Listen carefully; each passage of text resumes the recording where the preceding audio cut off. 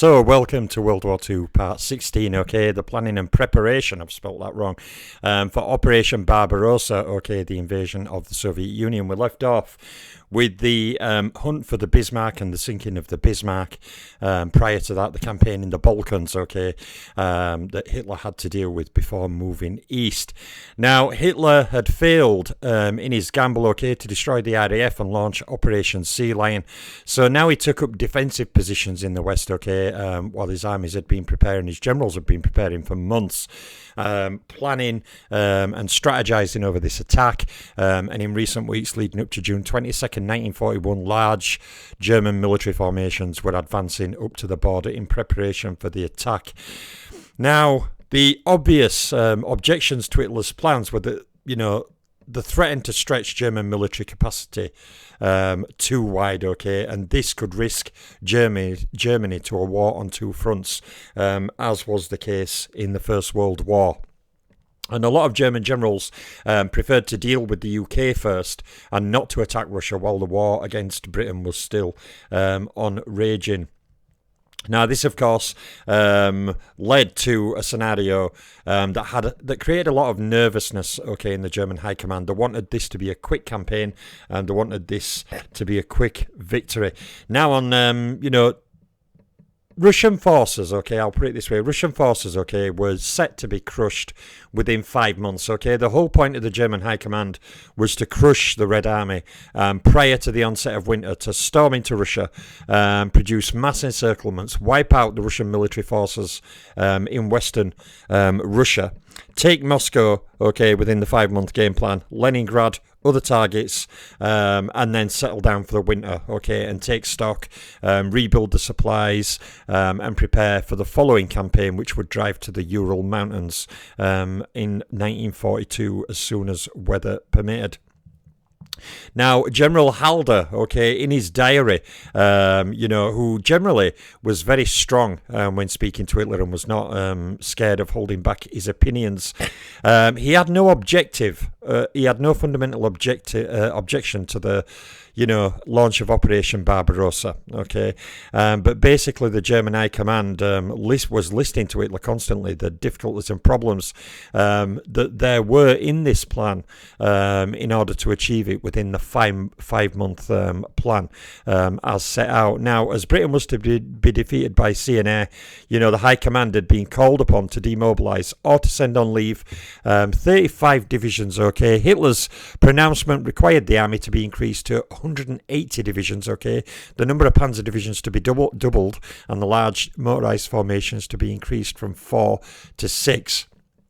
So over time, in preparation prior to Barbarossa, in the months before that, it led to the requirement to create 40 new divisions, especially more motorised and armoured divisions.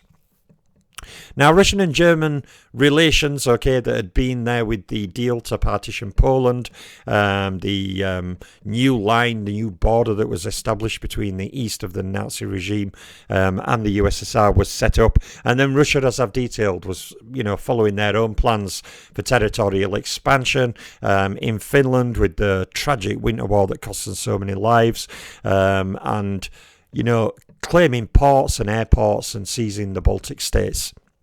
So Russia also during this time indeed was preparing for any eventuality, but the real thing about this operation is the Russian military pretty much refused to even accept it was going to happen. Stalin, in many ways, was living in a dream world and just refused talk that Hitler would actually launch a full-scale invasion of the USSR. Now, during last months in 1940, okay, Hitler's intention to attack Russia had grown further. Now, his belligerent attitude towards Russia was reinforced by failure in negotiations with Molotov in November 1940 to properly draw up, okay, territories, supplies and things like that in the region, okay. It was left in a very stalemate position were the talks between Hitler and the USSR's Foreign Minister Molotov. So basically, okay, Hitler issued 9 copies, okay, of Directive Number 21, titled Barbarossa, in December 1914, where he stressed the German armed forces must be prepared, even before the conclusion of the war against England, to crush Soviet Russia in a rapid campaign. End quote. Now, during this campaign, okay, Barbarossa, the task of keeping up activity against Great Britain would be delegated chiefly to the German Navy with some Luftwaffe support, okay. They would try to maintain the blockade of the UK while also leaving air defences to protect German industrial areas from Allied bombing attacks. And the army was to leave behind only such forces as were necessary for maintaining security in the territories that had been occupied. So basically, the remains of his forces would launch a bulk attack against the Soviet forces in Russia. Now, the whole plan was, like I said, for these forces to be dislocated, okay, by armoured thrusts, which was to push on deep into Russia. Now, the final objectives, okay, for Operation Barbarossa were fixed on the Astrakhan, Volga, Gorky, Kotlas and Archangel line, okay, which would form a new frontier inside the Western USSR. After 5 months in preparation to settle down over the winter and prepare and re-equip for 1942's final campaign to drive to the Urals, effectively finishing off the Soviet Union. I think many of these plans were in flights of fancy. You know, to get from the German border to Moscow involved taking territory, you know, the same size as travelling from London to Prague. We are talking about a huge territory. You know, some of it with modern roads, some with dirt roads, some where roads would turn into literal mud soup, you know, with any rain whatsoever. I mean, Russia was not a fully modernised country at this time. They didn't have a fully modernised road network. The areas were vast, you know, huge areas that the Germans would have to take. Now, the Luftwaffe's plan in the campaign, basically, like I said, to protect German industrial areas, okay, from British attack, but also to give massive support to the Wehrmacht, its main points of attack, okay, like blitzkrieg tactics. You know, the Air Force, the armoured divisions would fight in unison to launch, you know, holes in the Russian line. The tanks would speed through, that provide massive encirclements and destroy the Russian armies before they could organise and realise fully what was going on. So the first 3 objectives, okay, south at Pripyat marshes, okay, which were divided between the Western Russian theatre, separated between Army Group A. They were to concentrate around Lublin and drive on towards Kiev and along the right bank of the Dnieper River. Okay, number 2, north of Pripyat marshes, okay, Army Group B, Army Group Centre and Army Group North. Army Group B were to concentrate around Warsaw and take the area between the Dnieper and the Dvina, okay, as far as Smolensk and Vitebsk.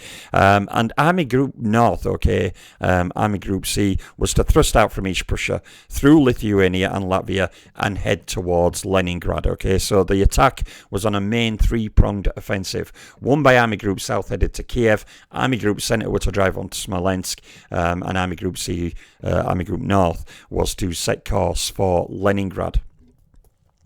Then, okay, once those objectives had been taken, once Army Group Centre had taken Smolensk, okay, it would then advance towards Moscow and advance towards Leningrad in support of Army Group C. So once Army Group Centre crushed the Russian Western District and took Smolensk, a large section of its forces would drive towards Moscow, and another section of its forces would then veer north, okay, to help Army Group North in reaching Leningrad within the prescribed time frame. Then, okay, with the fall of Moscow, okay, the fall of Kronstadt, which would fall upon that of Leningrad, would wipe out the Russian naval forces in Baltic. Then the 2 army groups would turn on Moscow together. Now, Murmansk, okay, in this operation, Hitler could count on armed support of Romania and Finland, okay. The Finns would contribute forces to try and retake territory lost to Russia. Romania would also contribute forces facing the Russian Odessa district to shore up the strength of Axis forces in the southern theatre, the Ukrainian theatre. although the Romanian armies were not very well equipped, while a detachment of German forces from Norway would seize Murmansk. Now, master, of the only Arctic usable port all year round, he would be able to sever the most convenient link between the USSR, Great Britain and the US. So taking Murmansk, which was the only all-round year usable port, was seen by Hitler as a way that he could stop potential supplies of weapons, munitions and equipment from reaching Russia via the UK or the United States.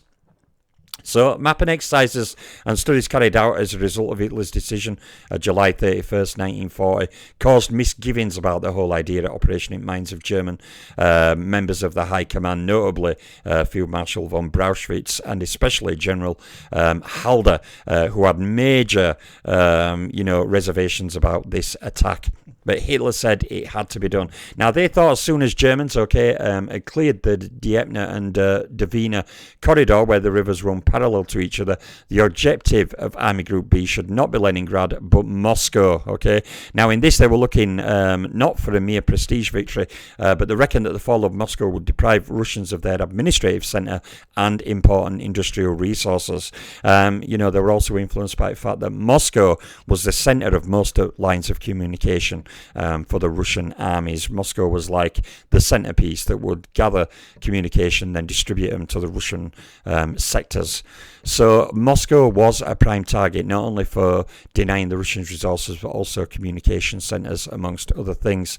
Now, once the Germans had reached the other side of Moscow, the Russians would be left with no strategic main railway line running north and south, because Moscow was also a hub of supply lanes via trains. So a lot of trains came through Moscow. So taking Moscow, cutting those train lines, would also effectively stop Russian armies in north and south. And we are talking about distances of hundreds and hundreds of miles, that required being supplied by rail line. It would take motorised transportation far too long, and like I said, the bad road networks would only make it even harder. So that was the idea behind taking Moscow, both military, political achievements, economical hits on the USSR, and all these things, including the loss of morale, assumed to be caused to Russians by the loss of their capital, their seat of power, would help further derail, Soviet resistance. Now, Brauchitsch, Halder and Paulus thought that to score an initial victory on Moscow front would have had such an impact that the Russians would not do everything in their power to stop any German advance in this direction. They thought going for Moscow and the threat of losing Moscow with the threat of the effects of it would force the Russians to concentrate large armies in that sector, so therefore the German armies would be able to engage and destroy them en masse. Now, they'd thus be forced to fight pretty much a delaying battle between Smolensk and Moscow, and here the last organised force of the Soviet Union would be engaged, attacked, outmanoeuvred, broken up, encircled and wiped out. Now, the last argument in favour of this direct attack on Moscow plan was that it would save time. By cutting out the flanking attack on Leningrad, it was more likely that tight schedule of Barbarossa, the 5-month timescale set, could be adhered to. Now, the Führer's directive had said that once launched on May 15th, the operation had to be concluded by October 15th. Now, as we know, Barbarossa was delayed by Hitler and Germany's action in the Balkans, in Yugoslavia and Greece, and how badly the Germans would miss that additional campaign time from 15th of May to June 22nd. Those 5 weeks there were a bad 5 weeks to lose in the circumstances you'll see. Now, there was all more reason to make haste, as when High Command had asked Hitler to lay in stocks of special equipment for a winter campaign, Hitler had refused, saying industrial production was not to be overloaded, and he had to avoid severe restrictions on German people. And also, Hitler thought it would be a bad morale move for the Wehrmacht, by giving them winter gear, thus symbolising that, well, we're expecting you to be in Russia a long time. No, Hitler also didn't want that. He wanted the army to be going to the campaign confident, convinced they could stick to the timescale, destroy the Soviet armies in Western Russia, and achieve their targets within the time frame. And they would not need winter equipment because it could be bad for morale, which is a ridiculous decision. Now, Field Marshal von Brauchitsch, and his chief of staff, do not appear to discuss our objections frankly with Hitler. They spoke of them to other people, but not directly to Hitler. Not only for fear of his sarcasm and his put down of their objectives, but also because he thought the matter was not that urgent. An opinion based on Moltke's statement that no plan of operations could be expected to provide any reliable forecast beyond the first engagement with enemy's main forces. The thing about the Russian military was obsolete in some ways. They were not modernized in others, but they were large and numerous. Okay, and even the job of carving up these huge armies, destroying them, handling logistics, or taking potentially hundreds of thousands of prisoners, was a logistical nightmare that the advancing German armies would also have to deal with. So the logistical preparation, required a vast grouping together of resources and equipment. Now, I've mentioned Hitler's stressing the need to increase the German army by 40 divisions between 1940 and Operation Barbarossa. And basically, 3.5 million men and some 600,000 trucks and vehicles and 600,000 horses, had to be concentrated between the Black Sea and the Baltic on the German-Russian border in their embarkation points. This is a huge military preparation. Now, concentration, of these enormous quantities of men and material required 17,000 trains, to move the guns, the equipment, the tanks, the troops, everything to their embarkation points. This was all done between March and June in 1941. Now, by end of February, there were 25 divisions in concentration area. 7 more arrived in March, 13 in April, 30 more divisions in May, and a further 51 divisions between June 1st and June 22nd. Now, these 126 divisions were increased by a further 19 from the German High Command reserves, which were moved up into battle after the outbreak of hostilities on June 22nd. At the same time, the Luftwaffe, leaving 1,500 planes for operations against England, concentrated 2,000 first-line combat aircraft to support Operation Barbarossa. They included over 700 fighters, over 1,100 high-altitude bombers and Stuka dive bombers and other tactical and reconnaissance planes. Now, in Poland alone, the establishment or rebuilding of 250 airfields was commissioned. The sheer scale of this invasion was crazy, not only in carrying the attack out, but the preparation for it was ridiculous. Now, Hitler gave OKW authority over all of the theatres of war, including North Finland, where 4 German divisions were to force their way through the tundra towards Murmansk and the White Sea. The other theatres were held by the remaining 55 German divisions not earmarked for the Soviet campaign. These included 8 divisions in Norway and Denmark, 38 divisions in France, Belgium and Holland, 7 divisions in the newly won Balkans, and of course the Africa Corps, the 2 divisions in North Africa. Now, General Guderian later complained this frittered away German resources, and left too many divisions on standby when they could be used in the attack. But actually, a whole number of those divisions, over half of those divisions, were short of men and material due to new units being created and shipped to the Eastern Front that had not yet been fully equipped. So there were issues with those divisions. Some of those divisions would have not been fully battle ready. So, basically, there are some of the preparations for Operation Barbarossa, the fire in the east. And like I said, with negotiations going on between Russia and Germany during this time over the last 6 to 8 months, prior to the launch of Barbarossa, it really was incredible that Russia was caught so cold by this attack, partially by Stalin's refusal to even believe anything was going on. So, now, a book, the 6-volume Russian history of the Great Patriotic War of the Soviet Union, a series of books that ran to over 2 million words, and trying not only to cover the military operations, but everything in singularity, from single-man stories to single-unit stories to, army-wide stories. It's a huge work, the Great Patriotic War. But basically, Kurotchikhin, in his conclusion to collective work entitled the most important operations at Great Patriotic War, stated, "The colossal victory at Soviet armed forces in the Great Patriotic War proves indisputably the progressive nature of Soviet military skill and its inconsiderable superiority over the military art of bourgeois armies.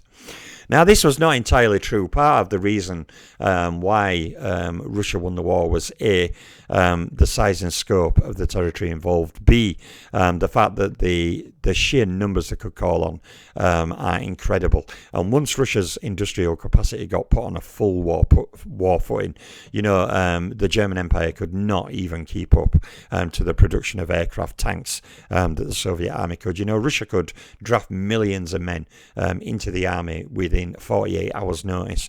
Germany was not in a position to do that. Now, after problem, Soviet sources, the two giants who met on June 22nd, basically included 4 Panzergruppen, 11 Panzer and motorized corps comprising 21 Panzer divisions and 14 motorized divisions.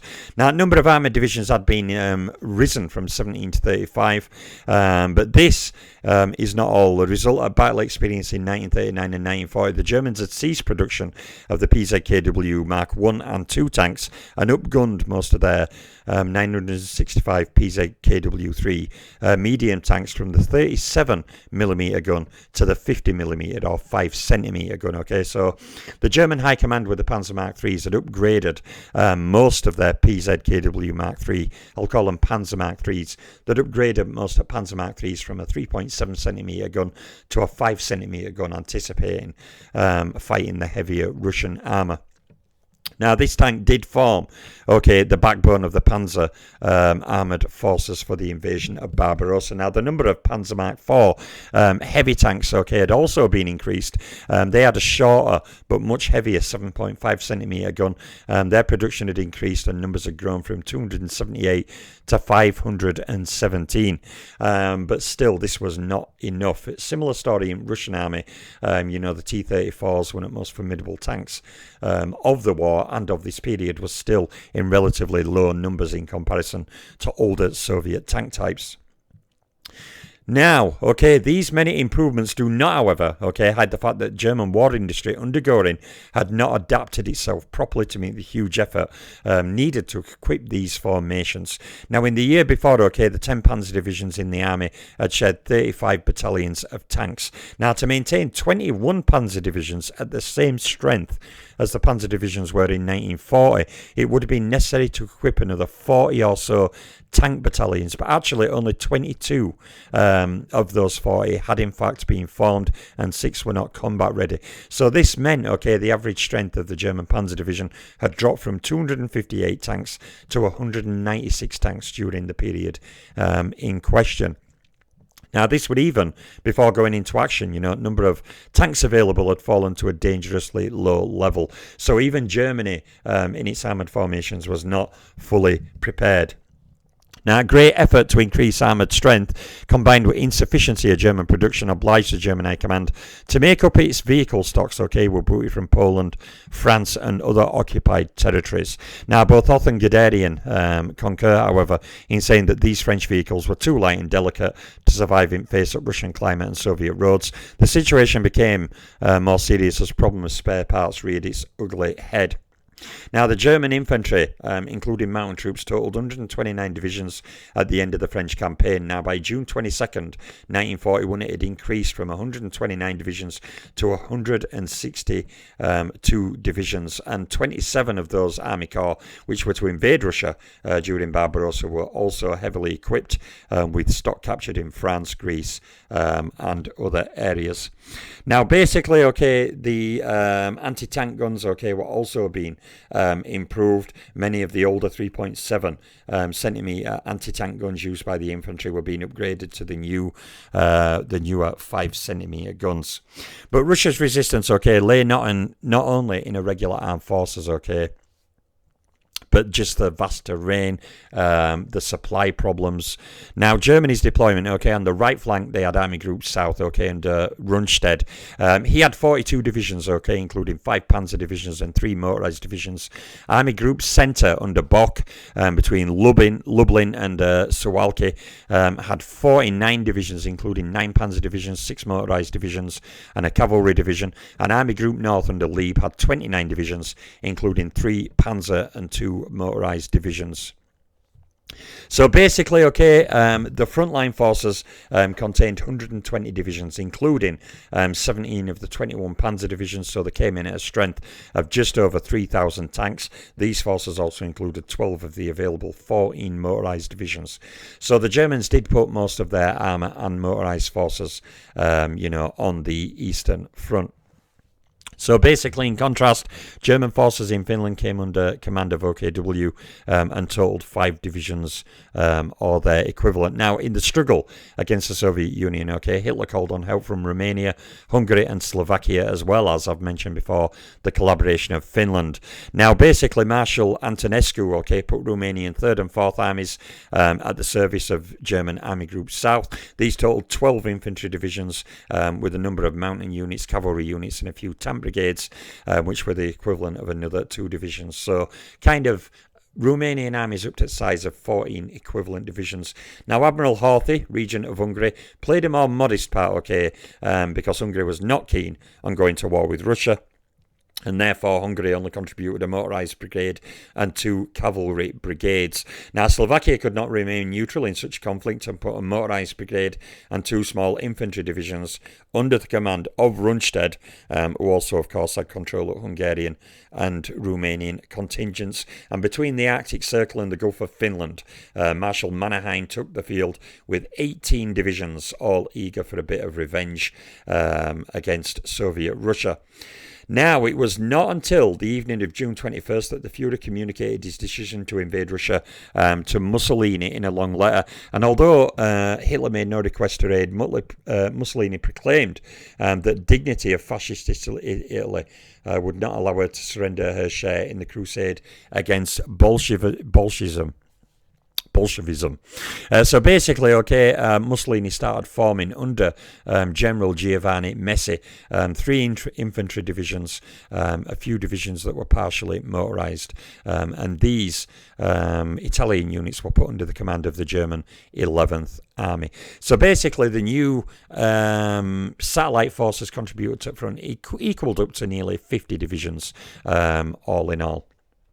Now, these were faced, okay, by large Russian forces on the other side. The Leningrad military district, okay, which included the Russian 14th, 7th and 23rd armies, would play no initial part in the war. They were situated in the area around Leningrad and on the Finnish border and would play no part in the initial campaign.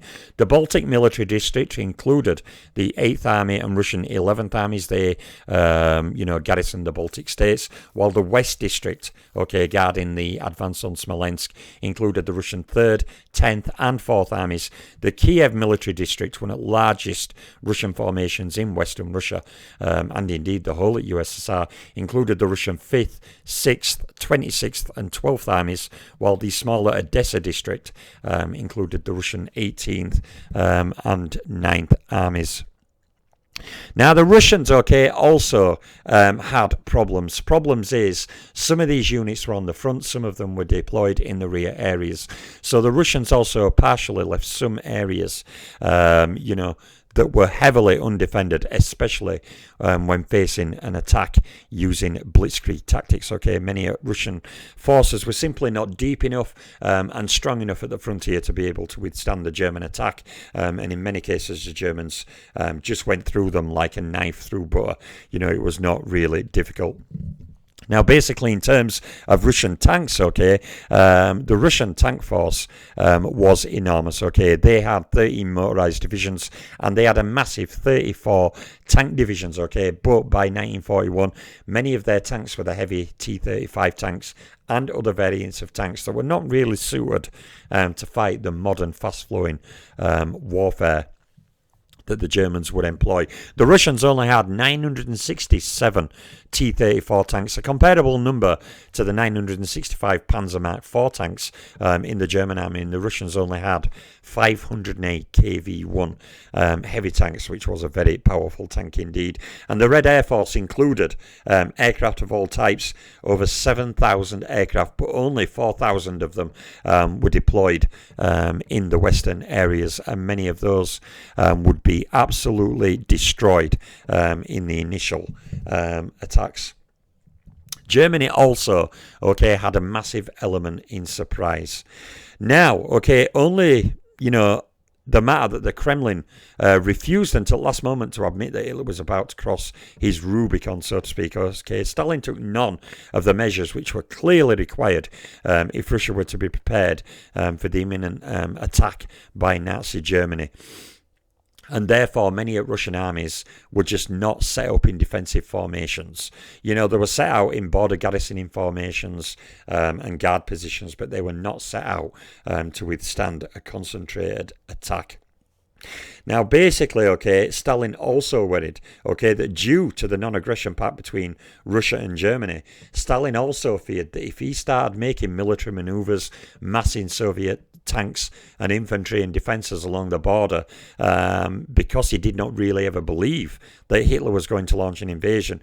Stalin also thought that if he started taking those measures preemptively, without solid proof of a German attack, it could be taken as an act of aggression and cause a war with Nazi Germany. Stalin feared he might furnish Hitler, with a pretext for accusing the USSR of having broken the Russo-German treaty and attacking Germany treacherously. So for this same reason, okay, certain commanders of military districts who wanted to place their troops in defensive formations along the border and have them ready for combat had their request refused by Stalin. He refused to do something which he thought could lead to a German, how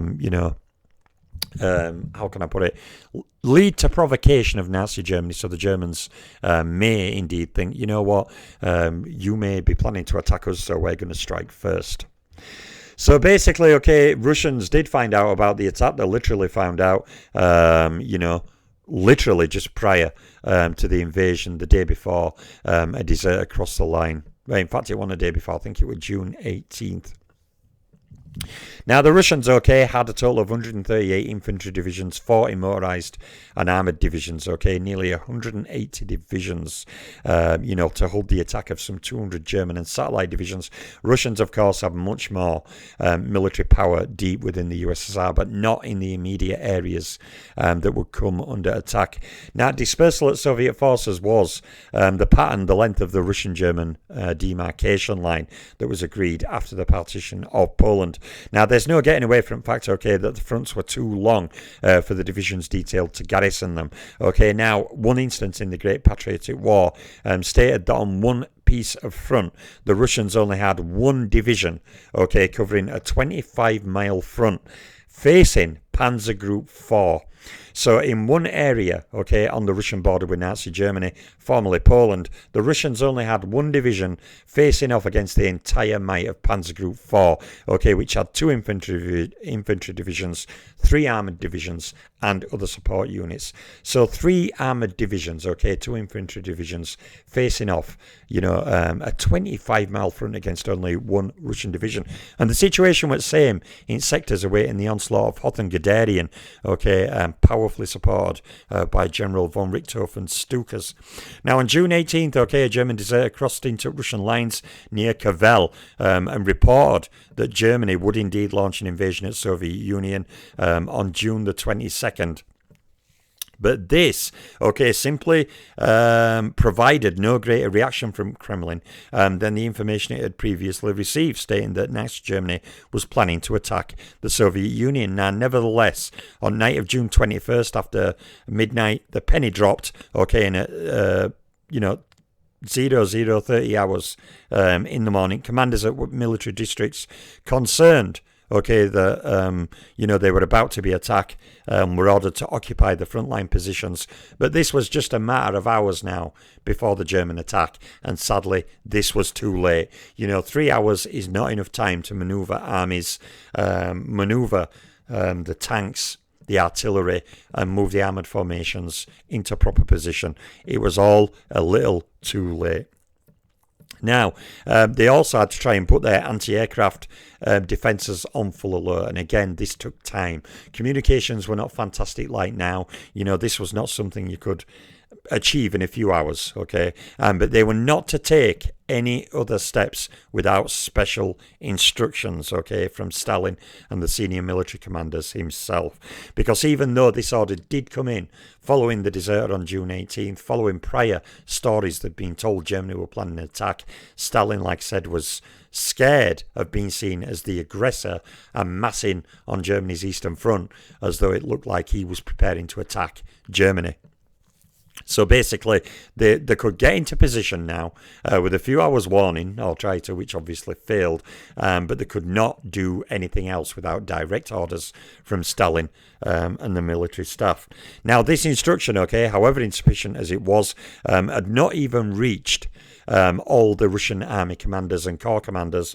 Many of the Russian army commanders and corps commanders did not receive these orders prior to the Germans descending on them in their armoured columns. So sadly, some Russian units had not received word that they could deploy in defensive formation before the German armies literally were on them, carving through them, creating massive holes in their lines. They just didn't get the orders in time. Now, furthermore, okay, the Russian communications with the rear had been cut by the intense German artillery bombardment on morning at 22nd, which began at 03:35 hours that morning and pretty much destroyed the Russian telephone network. So many of the Russian units at the front, with the initial German artillery barrage, could no longer even send warnings to other Russian military districts or to Stalin that they were coming under heavy German attack.